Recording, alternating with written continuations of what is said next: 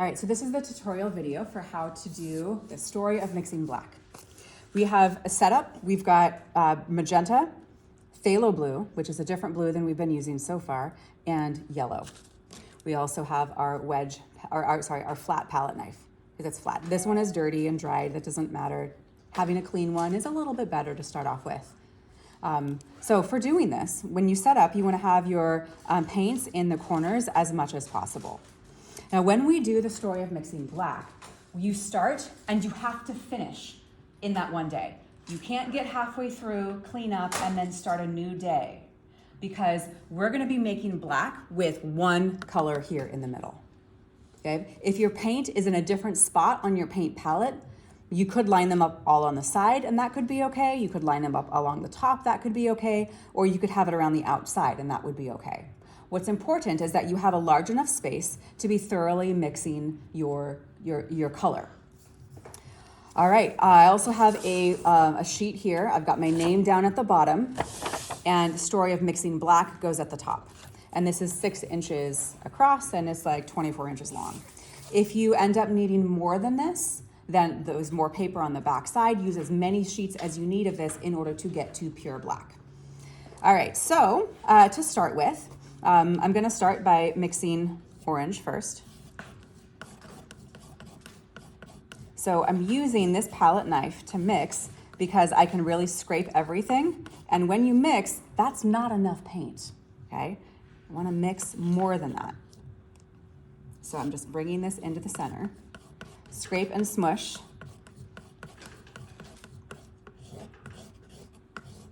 See how clean it can get?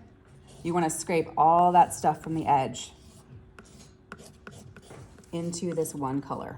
Okay? For mixing black, thoroughly mixing the color is very, very important. Okay, I'm going to keep all of that. Okay, so that's step 1. Is to mix orange.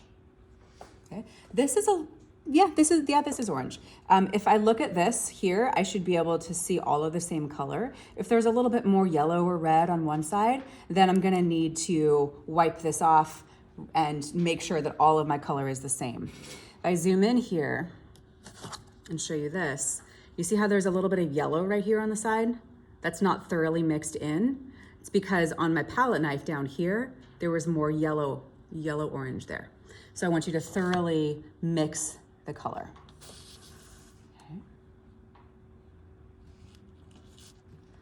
All right, so step 1 is done. I have mixed orange. Next, I'm gonna take a little bit of phthalo blue and mix phthalo blue a little bit at a time.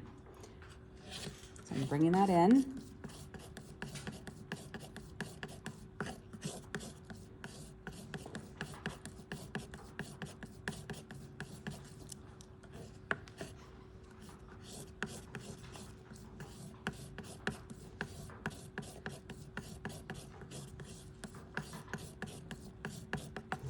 So that is getting all of the paint off. And because I'm mixing for black now, I'm going to take this and wipe it off. That's what this is for, is to make this clean so that as I am working on this paint right here to mix it, I'm thoroughly mixing this paint here. Keeping the edges clean, all of my paint together in one spot. And don't make the mistake of having too little paint here, because every time you wipe this off, some of this paint is gonna go onto, it's gonna disappear. So if you're starting to mix black and then you run out of paint, then you gotta restart at the beginning again. So you don't wanna do that. It's better to start with more paint in the beginning and have enough by the end. So first color, okay? I'm gonna use this, I'm gonna make it kind of flat, and I'm gonna get a jelly roll along the side of it. And over here, just gonna pull this down. That one got a little bit messy, but I'm using this and like scraping it fully, okay? So that you can completely see this. Now this color looks fairly green, okay? I'm making this one across the top because this is my first attempt, okay? I wanna make sure that that's pretty big. Then I look at the color wheel, and this is mostly green. Okay, I can identify that and say that's mostly green. So what's the opposite of green? Go ahead and tell me, folks. red. So I need to add red to this in order to get black. So I'm going to take some red.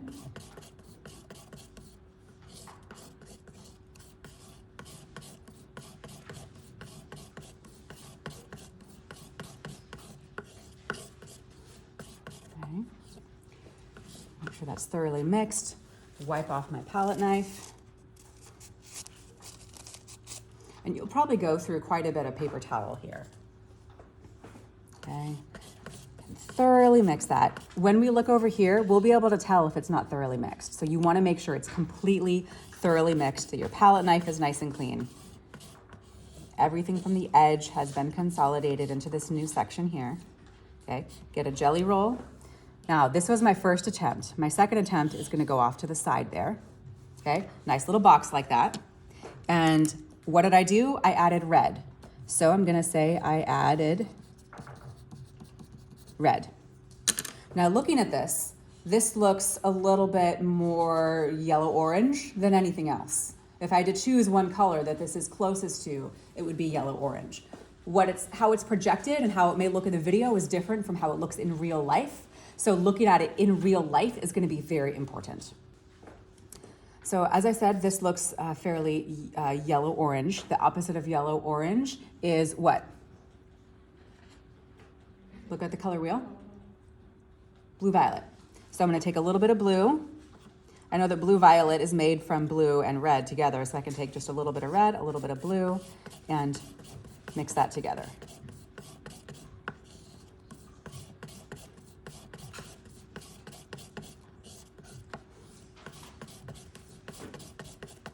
This palette knife is a good one to use because you can like squish it down and really mix this really well. And it's easy to see if it's not mixed thoroughly when you squish it down flat like this. Okay. Picked up some of that orange from the side. Gotta make sure all the colors are thoroughly mixed here in the middle. Okay. Wipe off that palette knife. Continue mixing. And you want to keep all that paint on the back side. So if some gets on the top, just like squeegee it off and keep it on the back side. Another jelly roll. There. I have added red and blue to make blue-violet. So when I was adding, I was thinking about what the blue-violet is the one that I wanted to add. So, but I didn't need to mix blue-violet because I know that blue-violet is made with blue and red. So I added a little bit of both to this. Okay. What your task is to do is to continue mixing until you reach black. This is not black yet. It's getting there, but it's not there yet. So as you get closer and closer to black, you'll have to really look at the color and identify what it is closest to on the color wheel, and then mix a little bit of its opposite. The paint here has different strength levels to it.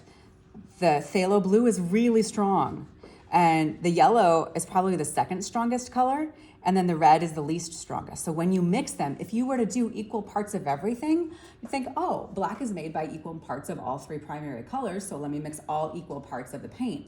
Well, because there's different strength levels to the paint, it doesn't work like that, which is why we're going through this process of training our brain how to be able to see slight differences in color, understand the color wheel enough and color theory enough to understand how to change that color to become black. So your task again is to start and work your way down until you get pure black. If you get down here and you're still not at black, then go grab another sheet, and at this one you'd write like number 1 at the top and then number 2 at the top of the other one.